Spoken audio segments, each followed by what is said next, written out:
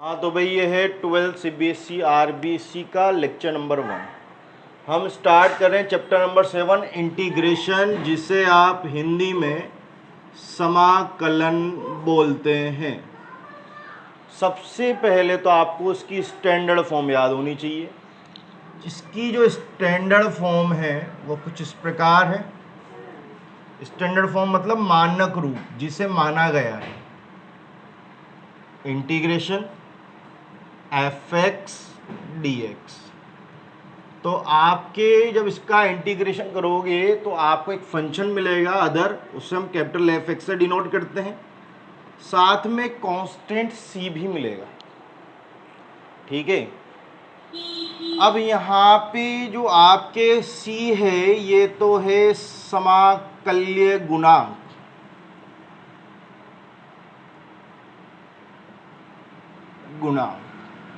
यानी इंटीग्रल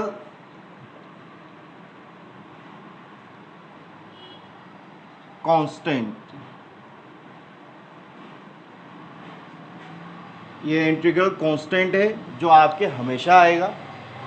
एक आपके यहाँ कैपिटल एफ एक्स है, तो कैपिटल एफ जो है वो है समाकल्य फलन, समाकलन से प्राप्त होने वाला फलन, समाकल्य फलन, जिसे आप इंटीग्रल फंक्शन बोलते हैं। और मैं आपको बताना चाहूँगा कि डिफरेंशिएशन का उल्टा ही क्या होता है, इंटीग्रेशन होता है।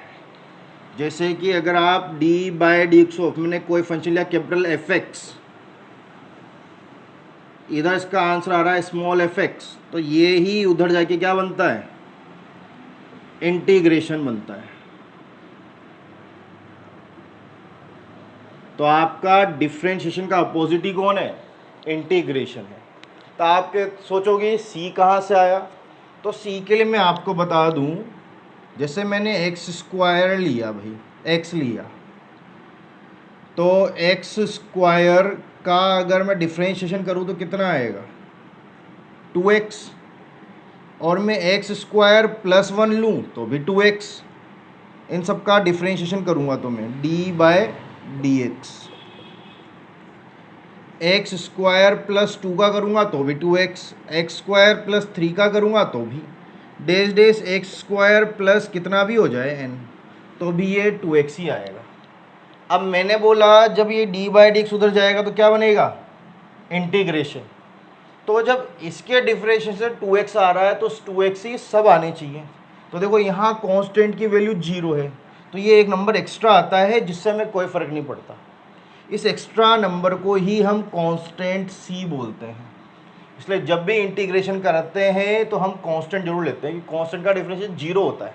तो हमें नहीं पता रियल कांस्टेंट क्या था, तो उस रियल कांस्टेंट का नहीं पता, इसीलिए उसके सम्मान में हम क्या लेते हैं, कैपिटल C लेते हैं। उम्मीद करता हूँ आपको ये वाली बात समझ में आई होगी कि हम कांस्टेंट क्यों लगाते हैं। और दूसरी खास बात कि डिफरेंशिएशन का अपोजिट ही क्या है, इंटीग्रेशन, यानी समाकलन है। यहाँ आपकी थ्योरी डिफरेंशिएशन से कई गुना ज़्यादा चलेगी, वैरायटी भी ज़्यादा है। डिफरेंशिएशन में तो कोई सा भी क्वेश्चन हो सबका डिफरेंशिएशन हो सकता है, लेकिन हर किसी का इंटीग्रेशन नहीं होता। उसके लिए हमें सोच समझ के ही इंटीग्रेशन करना पड़ेगा रूल के अकॉर्डिंग। तो देखो आप यहाँ पे दो थ्योरम लगती है, प्रमेय थ्योरम्स। वो दो थ्योरम्स क्या है हमारे पास, फर्स्ट थ्योरम है कांस्टेंट वाली, कि अगर इंटीग्रेशन में आपके कांस्टेंट के साथ फंक्शन हो तो आप कांस्टेंट को छोड़ दें, फंक्शन का समाकलन करें। डिफरेंशिएशन में भी ऐसा ही था, तो आपको कांस्टेंट को नहीं लेना, उसे छोड़ दिया जाता है। दूसरी खास बात,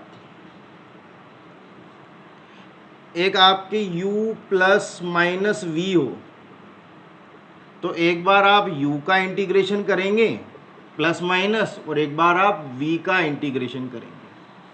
यहाँ u इंटू वी का कोई फॉर्मूला नहीं होता, ना ही पैरामेट्रिक होते, प्राचलिक। तो ये ही दो थ्योरम्स है। तो यानी इंटीग्रेशन करने के लिए कौन सी फॉर्म चाहिए हमें, एडिशन फॉर्म, जिसमें प्लस माइनस हो। तो आप देखना जैसे ही फैक्टर फॉर्म आएगी तो मैं इस चैप्टर में पहले उसको एडिशन फॉर्म में लेके आऊँगा। यानी प्लस माइनस की फॉर्म में, उसी के बाद में उसका इंटीग्रेशन करूँगा, उसके बिना इंटीग्रेशन नहीं होगा। तो आपको इतनी बात समझ में आनी चाहिए थी, नोट डाउन कीजिए ताकि मैं आपको इंटीग्रेशन के फॉर्मूले लिखा सकूँ। ये तो बेसिक बताया मैंने, अब फॉर्मूले लिखेंगे, कीजिए भाई नोट डाउन। तो भाई हम अब कुछ मानक समाकलन लिखेंगे, स्टैंडर्ड इंटीग्रेशन, जिसमें फर्स्ट पे तो आप लिखिए इंटीग्रेशन ऑफ x की पावर n dx।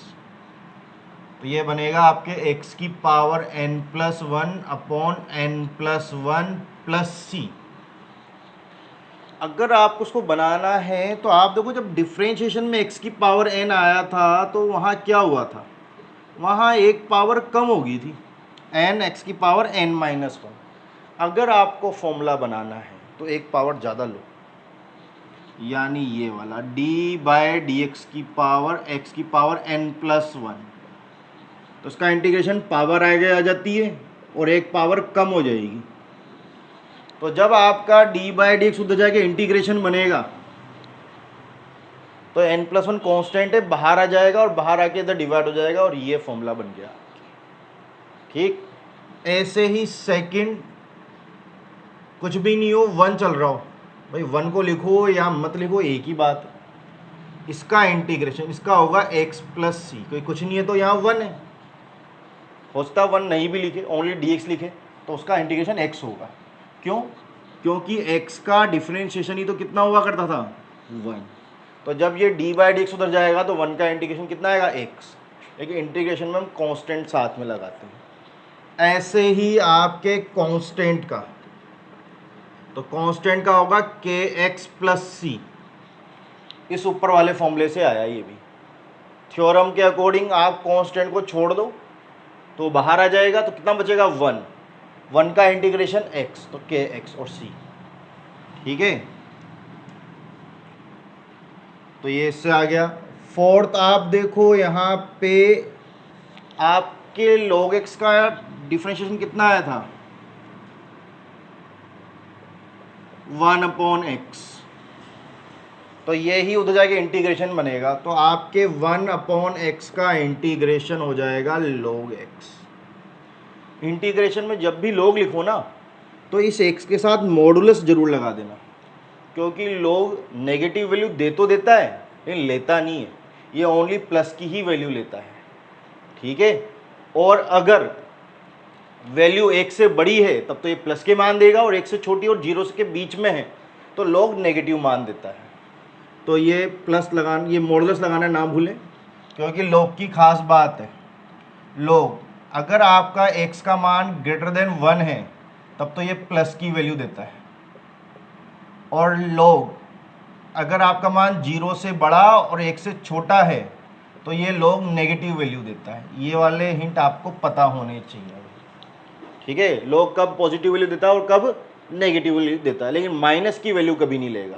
देखो ये भी प्लस का है और ये भी प्लस का ही है, तो log के अंदर माइनस की वैल्यू नहीं आती, इसलिए log के साथ जो भी आता है उसको हम किस में लिखते हैं, मॉड्यूलस में। इसके अलावा हम आगे चलें एक और लॉगरिथम पे, तो एक लिखा था हमने d/dx ऑफ a की पावर x, जिसका था a की पावर x log a।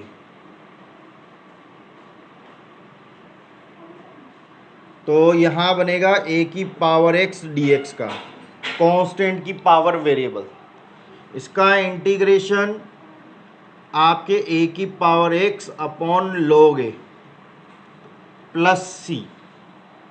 क्या किया, ये उधर जाके इंटीग्रेशन बन गया, log a कांस्टेंट है, बाहर आएगा और इधर आके डिवाइड हो जाएगा, तो ये फॉर्मूला बन गया। इसके अलावा एक है आपके पास e की पावर x dx का, तो इसका इंटीग्रेशन भी यही होता है, क्योंकि डिफरेंशिएशन भी यही था इसका। तो ये जब उधर जाएगा तो इंटीग्रेशन बनेगा, तो वही e की पावर x ही आ रहा है।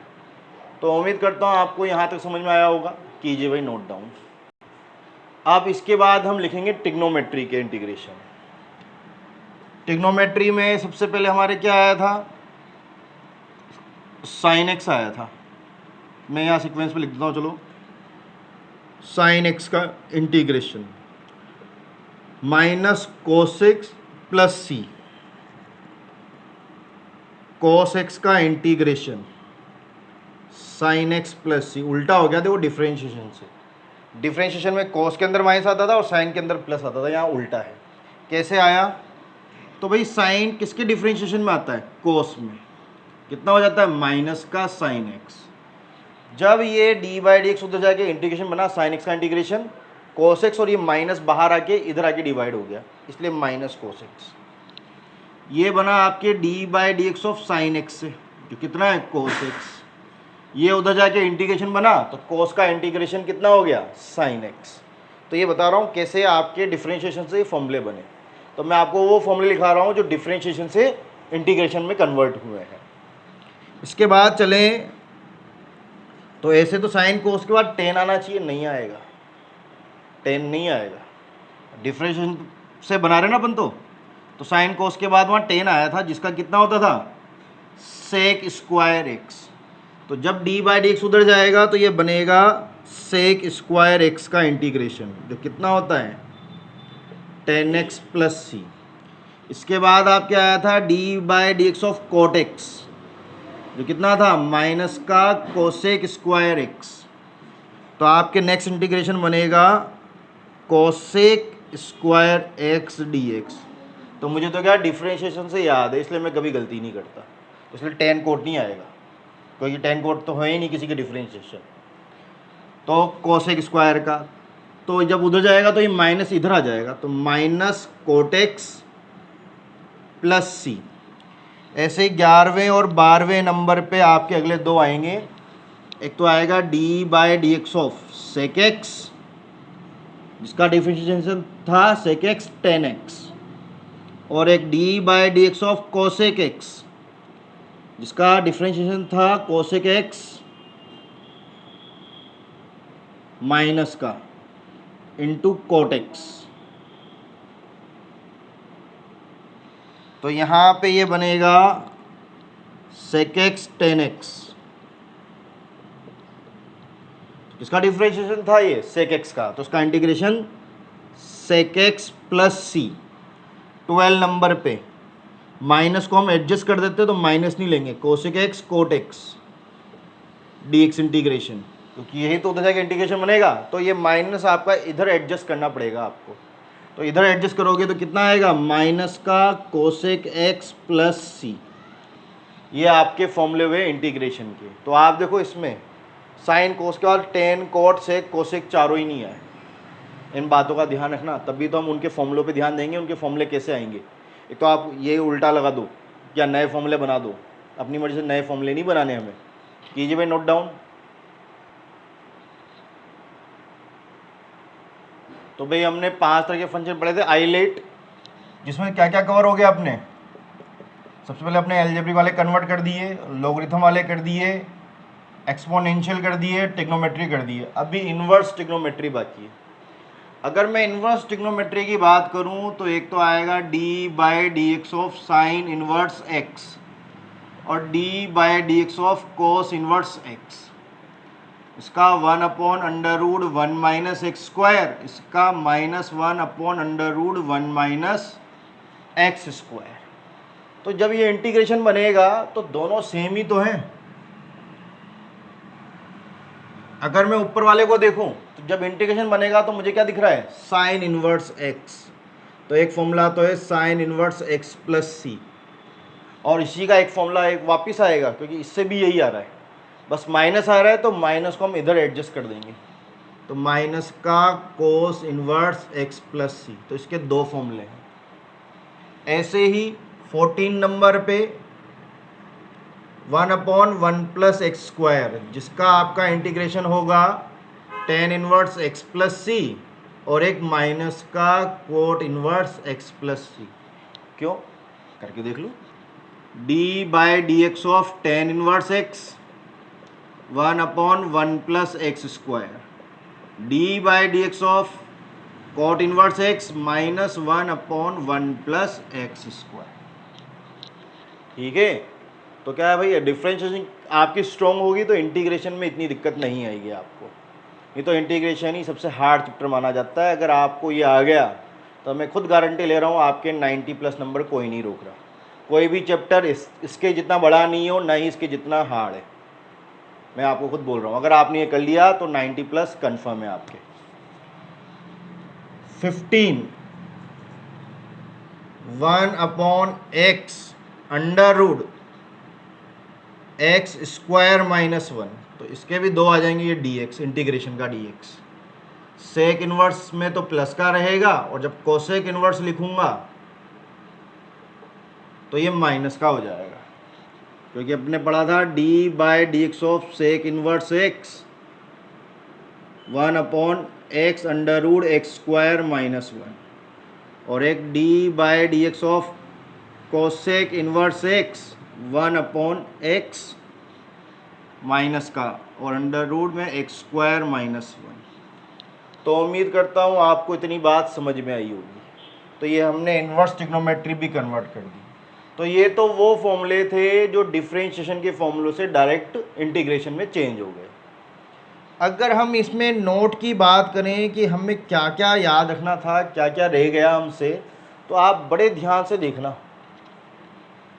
कि आपके कहीं पे भी tan का इंटीग्रेशन नहीं आया, आपके कहीं पे भी कोट का इंटीग्रेशन नहीं आया, आपके कहीं पे भी सेक का इंटीग्रेशन भी नहीं आया। फोर्थ, और आप देखेंगे तो कहीं पे भी आपके कोसेक का इंटीग्रेशन भी नहीं आया। आप और गौर फरमाएंगे तो आप पाएंगे कि log x का इंटीग्रेशन भी नहीं आया। 1/x का log x होता है इंटीग्रेशन, लेकिन log x का इंटीग्रेशन क्या होगा, वो नहीं आया। ऐसे ही आप देखेंगे तो आप पाएंगे जो इन्वर्स ट्रिग्नोमेट्री होती है ना, इन्वर्स ट्रिग्नोमेट्री मैं एक लिख रहा हूँ, इसी तरह से और बाकी पांचों, इसका भी इंटीग्रेशन नहीं आया। देखो आप, इसका इंटीग्रेशन साइन इनवर्स एक्स, लेकिन साइन इनवर्स एक्स का इंटीग्रेशन नहीं है। तो इस समाकलन की कुछ मजबूरियां हैं, अवकलन की इतनी मजबूरियां नहीं होती, वो तो सबके लिए सेम चलता है, लेकिन इसकी मजबूरियां हैं। ये मजबूरियां आपको याद करनी पड़ेगी, तब जाके इंटीग्रेशन आएगी। नहीं तो सबसे ज़्यादातर बच्चों को इंटीग्रेशन में ही दिक्कत आती है। मैं इतने सालों से पढ़ा रहा हूँ, बच्चों को देखता हूँ जो और जगह जाते हैं ना एक्सपीरियंस के चक्कर में कि सर की एज ज़्यादा होगी, ज़्यादा समझ में आएगा, वो फिर इंटीग्रेशन के बाद ही मैथ्स पढ़ना छोड़ देते हैं, वहीं से उनको समझ में आना बंद हो जाता है कि इसकी मजबूरियाँ याद नहीं रखते वो। नॉर्मल इंटीग्रेशन आपने ऊपर से हल्के से पढ़ लिया और आप सोचो आपको इंटीग्रेशन आ जाए, नहीं आएगी। 3 से 4 बार आपको करनी पड़ेगी बुक इंटीग्रेशन की, तब जाके आपको इंटीग्रेशन आएगी। वो भी कब, जब ये सब चीज़ें आपको एकदम अच्छी तरह लर्न हो, तो ही आप इंटीग्रेशन कर पाओगे। तभी तो मैं इतना चैलेंज दे रहा हूँ कि अगर आपको इंटीग्रेशन आ गया तो आप कहीं नहीं अटक रहे, पूरी बुक में नहीं अटक रहे, सारे चैप्टर्स की तुलना में बहुत ज़्यादा ईजी हैं, ठीक है। और ये कर लिया तो आपने सब कुछ कर लिया, यानी आपका आधा कोर्स खत्म हो गया, यूँ मान लो आप इस चैप्टर से। अब देखो, तो मैंने आपको चेन रूल कराया था, याद आया, जिसमें मैंने आपको एक कराया था log cos x का डिफरेंशिएशन, याद आया। log cos x जो मेरे पास कितना आया था 1/cos, और cos का कितना था -sin x, कितना बन गया था माइनस का tan x। तो tan x का इंटीग्रेशन चाहिए, तो आप सोच के देखो डिफरेंशिएशन यानी अवकलन में tan x कैसे आया था, तो वो log cos x आया था। यही चारों क्वेश्चन मैंने आपको चेन रूल में कराए थे। अगर वो चेन रूल के 4 एग्जाम्पल याद है तो आपको ये याद नहीं करने पड़ेंगे। तो ये जब डिफरेंशिएशन उधर जाएगा तो क्या बनेगा इंटीग्रेशन, और ये माइनस इधर आके एडजस्ट हो जाएगा। तो एडजस्ट करोगे तो माइनस का log मॉड्यूलस में cos x प्लस c। तो उम्मीद करता हूँ आपको समझ में आया होगा, क्योंकि इसका डिफरेंशिएशन मैंने कराया था चेन रूल में उससे बनाई। ऐसे कोट के लिए अपन ने क्या लिया था, कोट डिफरेंशिएशन करने पे कोट आया था, लेकिन वो किस में आया था log sin x में। तो ये log sin x plus c, इसके लिए लिया था अपन ने log sec x plus tan x, और कई बार पेपरों में भी दे चुका हूँ मैं ये, जब हम पेपर लेते अक्सर देते हैं इसका डिफरेंशिएशन। तो उसका डिफरेंशिएशन पहले तो log का 1/, करके किया था, फिर sec x का tan x का किया था, ऊपर से sec x कॉमन आया था, ब्रैकेट से ब्रैकेट कट गया था, तो उसका डिफरेंशिएशन होता है sec x। इस वाले में log cosec x minus cot x plus c. और एक लॉग की खास बात और बताऊं मैं आपको, इस लॉग ए अपॉन बी है और ये माइनस से मल्टीप्लाई हो रहा है, तो जैसे ही आप माइनस को अंदर ले जाओगे तो ये log b अपॉन ए हो जाता है, ये फ्रैक्शन चेंज कर देता है अंदर जाके। तो अगर इस बात को ध्यान रखें अपन, तो आप देखो इसमें जैसे ये माइनस अंदर जाएगा तो कोस का उल्टा हो जाएगा, 1 अपॉन कोस, और 1 अपॉन कोस क्या होता है, सेक एक्स। एक ये आंसर वाला क्या प्लस में छोड़ता है आंसर, अगर बाहर भी माइनस चल रहा होगा और ये माइनस मिलके प्लस हो रहा होगा तो वो आंसर में log cos x लिखेगा, और सिर्फ माइनस चल रहा होगा तो अगले लाइन में उसको प्लस का log sec x कर देगा वो। इसको तो यही रहने देता है। फिर भी इसका सेकंड फॉर्मूला बनाना चाहो तो माइनस log cosec x, ताकि माइनस जब अंदर जाएगा तो कोसेक का अपोजिट, तो कोसेक का अपोजिट कौन होता है, साइन। और रहे ये दो बात log x और साइन इनवर्स x, तो मैं आपको बता दूं इनका कोई फॉर्मूला नहीं होता, इनका कोई फॉर्मूला नहीं है। इनको करते हैं हम खंडशः समाकलन से। एक मेथड आएगा खंडशः समाकलन का, जब समाकलन के एंड में पहुंच जाएंगे तब आएंगे ये, जिसे बोलते हैं integration by part. Integration by part से होगा ये, ठीक है। तो आपको इतनी बात समझ में आनी चाहिए। उसके लिए बस इनटू में हम इसके 1 ले लेंगे। क्या करते हैं उसके लिए, ट्रिक क्या है, log x है, इसके इनटू में आप 1 लेके उसका इंटीग्रेशन कर सकते हो। इनवर्स ट्रिग्नोमेट्री के लिए भी यही रूल है, इनटू में 1 लो और इंटीग्रेशन कर दो, लेकिन इनका कोई फॉर्मूला नहीं होता, तो आपको ये चीज़ें याद रखनी पड़ेगी। यानी कभी log x का अगर आपने डायरेक्ट फॉर्मूला बना दिया तो फिर गलत हो जाएगा, तो ये चीज़ याद होनी चाहिए, log और इनवर्स ट्रिग्नोमेट्री का कोई फॉर्मूला नहीं होता। इनटू में 1 लेते हो, खंड से समाकलन लगाते हैं, यानी इंटीग्रेशन बाय पार्ट, जो हमारे लास्ट में आएगा 7.6 तक पहुँचेंगे, 7 तक पहुँचेंगे तब आएगा वो। तो भाई कीजिए इतना नोट डाउन, इतना आपको लर्न होना चाहिए।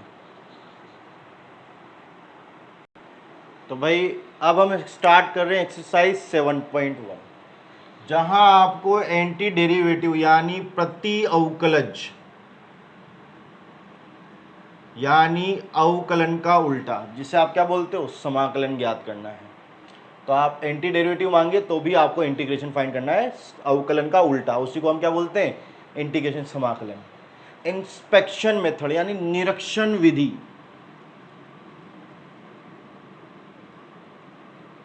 निरीक्षण विधि इंस्पेक्शन मेथड से। तो क्या है ये, तो देखो क्या है, ऐसे तो एक्सरसाइज हम कल से स्टार्ट करेंगे 7.1। ये तो ऊपर के 5 क्वेश्चन है जो निरीक्षण विधि से, इंस्पेक्शन मेथड से, फॉर्मूलों से नहीं है। फॉर्मूलों वाले इसके बाद आएंगे और बहुत सारे आएंगे, तो उसके लिए बस आपको फॉर्मूले लर्न होने चाहिए, तो आपको 7.1 में कतई दिक्कत नहीं आने वाली।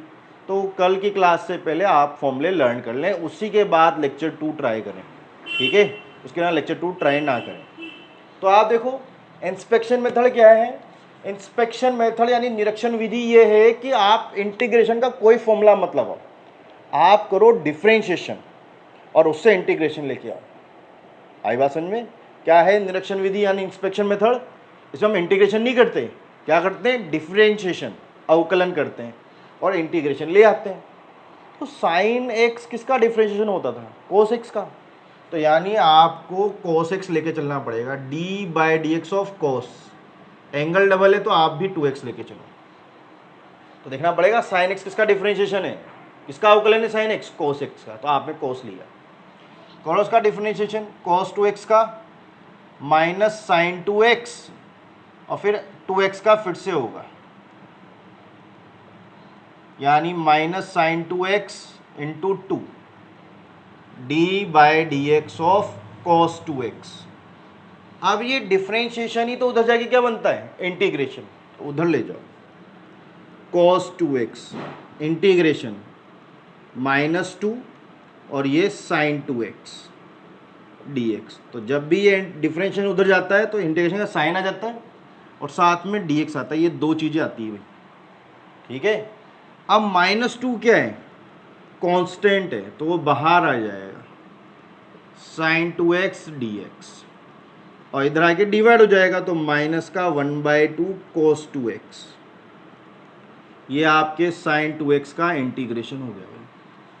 आप चाहें तो इसे अब सीधा लिख दें, sin 2x का इंटीग्रेशन -1/2 cos 2x। इसमें आपके कांस्टेंट नहीं आता भाई, क्योंकि मैंने इंटीग्रेशन किया ही नहीं, मैं तो डिफरेंशिएशन से लेके आ रहा हूँ, इसलिए इसमें आपके कोई कांस्टेंट नहीं आता। आई बात समझ में? तो उम्मीद करता हूँ आपको समझ में आया होगा। देखो, मैंने कहीं पे भी इंटीग्रेशन का फॉर्मूले का यूज़ नहीं किया, मैंने सब डिफरेंशिएशन किया और अपने आप इंटीग्रेशन आ गया। फॉर्मूले से करोगे तो भी यही आएगा। एक ख़ास बात और, यहाँ चेन रूल नहीं होता। अगर आपके फिजिक्स में बोला हो कि जैसे अवकलन में, डिफरेंशिएशन में मल्टीप्लाई में चेन रूल लगा देते हैं, यहाँ डिवाइड में लगाते हैं, ऐसा बोलते हैं फिजिक्स वाले, कि मैं भी पढ़ा हुआ हूँ इसलिए मुझे याद है। तो अगर ऐसा करेंगे तो आपके इंटीग्रेशन के 80% क्वेश्चन गलत हो जाएंगे। क्योंकि उनको तो 2-4 क्वेश्चन कराने होते हैं, वो उस हिसाब से थ्योरी बना देते हैं। भाई हम यहाँ पे इस चैप्टर में 300-400 क्वेश्चन कर चुके होंगे, बहुत सारे क्वेश्चन है इस चैप्टर में, सबसे बड़ा चैप्टर ही यही है। अगर आपने उस गलती को यहाँ दोहराया तो हमारे 80% क्वेश्चनों के आंसर मैच नहीं खाएंगे, इसलिए यहाँ चेन रूल जैसी कोई चीज़ नहीं लगानी। क्लियर? तो चलो आगे चलते सेकंड क्वेश्चन पे। सेकंड क्वेश्चन में हमारे पास है cos 3x। तो आपको क्या लेके चलना पड़ेगा अवकलन में? तो cos किसका अवकलन होता है? साइन का। तो आपको साइन लेके चलना पड़ेगा, sin 3x। तो sin 3x का अवकलन cos 3x, डिफरेंशिएशन। अब 3x का फिर से होगा, तो आप d/dx लगाना चाहे तो लगा देना, मैं डायरेक्ट लिख देता हूँ 3। ये उधर जाएगा तो इंटीग्रेशन बन जाएगा dx। ये है d/dx, उधर जाके बन जाता है इंटीग्रेशन, उसका सिंबल है साइन और dx लगाना। अब ये 3 आगे आ जाएगा, 3 cos 3x। क्योंकि 3 क्या है? कांस्टेंट, कांस्टेंट नंबर बाहर आ जाता है, तो ये हो गया cos 3x, और ये आपका dx, ये sin 3x। अब आप इसका इंटीग्रेशन करोगे तो ये cos 3x dx, इधर आके डिवाइड कर दो, 1/3 sin 3x प्लस c। ये आपका आंसर आ गया। और c तो आएगा ही नहीं, क्योंकि हम कौन सा मेथड लगा रहे हैं? इंस्पेक्शन, निरीक्षण विधि, इसमें कांस्टेंट नहीं आता। तो ये आपका सेकंड क्वेश्चन हो गया। थर्ड क्वेश्चन देखो, तो थर्ड क्वेश्चन है हमारे पास e⁻²x। इसका इंटीग्रेशन निकालना है आपको। तो e⁻x का डिफरेंशिएशन तो e⁻x ही होता है, तो आपको डिफरेंशिएशन में ये सेम लेना पड़ेगा, e⁻²x। तो इसका डिफरेंशिएशन e⁻²x का e⁻²x, 2x का फिर से होगा 2 और x का 1। जब ये उधर जाएगा तो ये क्या बनाएगा? उधर जाके इंटीग्रेशन, और ये मल्टीप्लाई होके कितना आ गया? 2e⁻²x। 2 कांस्टेंट है, बाहर आ जाएगा, e⁻²x। 2 इधर मल्टीप्लाई, इधर आके डिवाइड कर दो, तो सीधा लिख दूं मैं e⁻²x dx। तो 2 को इधर आके डिवाइड कर रहा हूँ, तो 1/2 e⁻²x। ये आपका इसका इंटीग्रेशन आ गया। तो हम डिफरेंशिएशन की हेल्प से इंटीग्रेशन फाइंड करते हैं, उसी को बोलते हैं हम इंस्पेक्शन मेथड, यानी निरीक्षण विधि। कीजिए भाई नोट डाउन।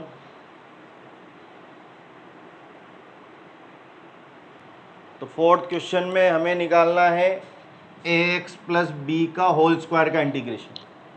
तो आपको पता है डिफरेंशिएशन में एक पावर कम हो जाती है, तो अगर आपको स्क्वायर चाहिए तो डिफरेंशिएशन करते हो एक पावर ज़्यादा लो आप, ताकि एक पावर कम हो के हमारे पास स्क्वायर आ जाए। तो आपकी पावर आगे आ जाती है, तो आप पावर को आगे ले लो, 3ax प्लस बी का होल स्क्वायर, एन एक्स की पावर n-1, एक पावर कम हो गई। ये तो पावर का हुआ, अभी अंदर वाले का बाकी है। इसका करूँगा तो a को छोड़ देंगे, x का 1 और b का 0, बी का डिफरेंशिएशन, क्योंकि प्योर कांस्टेंट है ना, तो 0। अब ये डी बाई डी एक्स उधर जाके क्या बनेगा हमारे लिए, ये तो इंटीग्रेशन बनता है, और इधर कितना आ गया 3a ax प्लस बी का होल स्क्वायर। तो भाई 3a को इधर लाके डिवाइड कर दो, कांस्टेंट है बाहर आ जाएगा, ax प्लस बी का whole square dx ax plus b का होल क्यूब, इधर लाके डिवाइड करो, तो ये बनेगा आपके ax प्लस बी का होल स्क्वायर, ये ax प्लस बी का होल क्यूब अपॉन 3a, ये आपका इसका इंटीग्रेशन आ गया, dx लगाना ना भूलें। तो उम्मीद करता हूँ आपको समझ में आया होगा।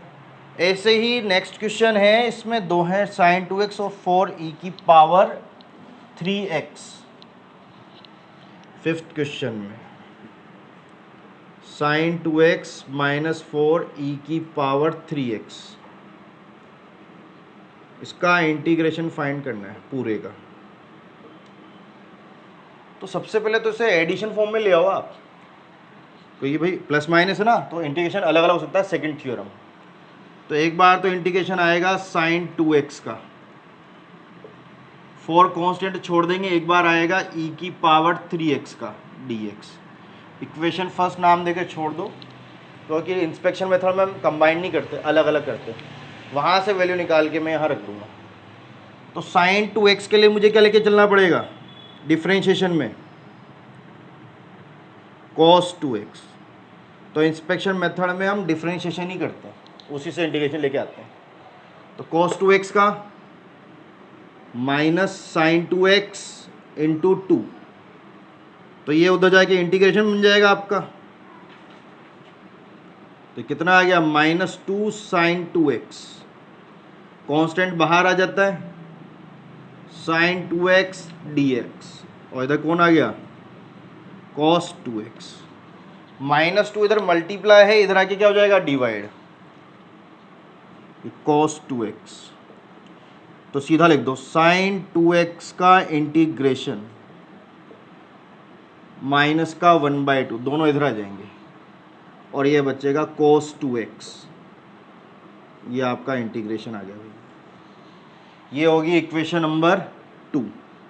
ऐसे आपके कौन बाकी e की पावर x वाला, तो e की पावर x के लिए तो हमें e की पावर x ही लेनी पड़ती है। तो आप क्या लेके चलोगे d by d x of e की पावर 3x, क्या होगा वो e की पावर 6 का e की पावर 3x, इसका फिर से करूँगा 3, इसको उधर ले जाके इंटीग्रेशन बनाओ, 3e की पावर 3x, कांस्टेंट बाहर आ जाता है और इधर आके डिवाइड हो जाएगा, सीधा लिख दो e की पावर 3x dx 1/3 e की पावर 3x, इक्वेशन नंबर 3। चाहो तो बॉक्स बना देना, गलती से फाइनल आंसर तो नहीं है, मैंने डिब्बा बना दिया। अब ये दोनों वैल्यू उठा के कहाँ रख दो आप इक्वेशन फर्स्ट में। तो from equation first second and third, समीकरण 1 2 3 से किसका मान निकाल रहे थे आप, तो साइन 2x फॉर e की पावर 3x का इंटीग्रेशन। इस आगे वाले की वैल्यू क्या आई, माइनस का 1/2 cos 2x माइनस 4, इसकी वैल्यू कितनी आई 1/3, इससे मल्टीप्लाई होगा तो 4/3 e की पावर 3x। ये आपका फाइनल आंसर आ गया। ठीक है, तो इंस्पेक्शन मेथड के इतने ही क्वेश्चन थे। अब बाकी मेथडों के लिए आपको फॉर्मूले लर्न होने चाहिए, तो आप फॉर्मूले लर्न कीजिएगा ताकि हम आगे चलें। कीजिए भाई नोट डाउन।